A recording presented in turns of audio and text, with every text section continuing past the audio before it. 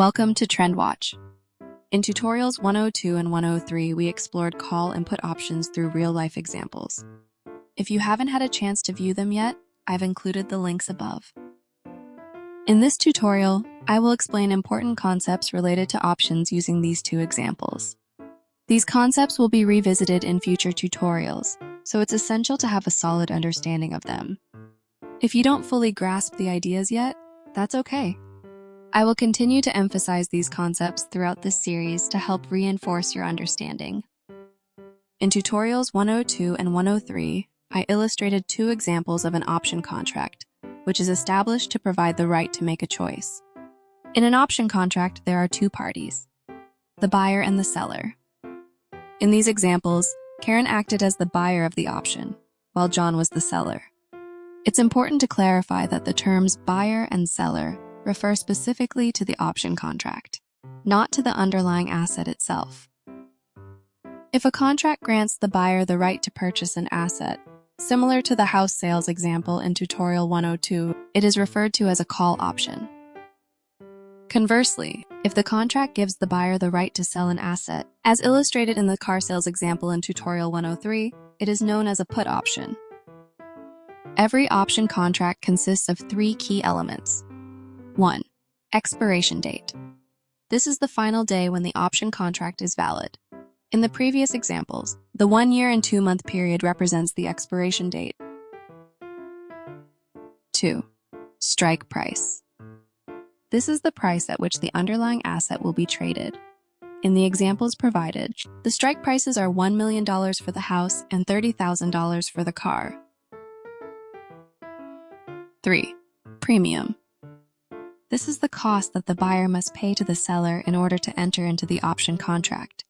In our examples, the premiums are $100,000 for the house and $3,000 for the car. By clearly defining these elements, we can better understand how option contracts function. An options contract, like a house or a car, gives the holder the right to buy or sell stocks in the stock market. This concept is fundamentally similar to owning physical assets. This is a call option for NVIDIA with a strike price of $100, which expires on April 25, 2025. The stated premium for this call option is $520. However, the actual premium is $520, which I will explain later. For now, let's consider the premium as $520 to simplify the basic concept. By purchasing this option, I obtain the right to buy NVIDIA stock at the price of $100 on or before April 25, 2025. On the other hand, this is a put option for Tesla with a strike price of $225, expiring on April 25, 2025. The premium for this put option is $24.40. Purchasing this option grants me the right to sell Tesla stock at $225 on or before April 25, 2025. In these examples, NVIDIA and Tesla are both identified as underlying assets and options. This tutorial provides an overview of options contracts. An option is a financial contract that grants the buyer specific rights. A call option gives the buyer the right to purchase an underlying asset, while a put option provides the right to sell it.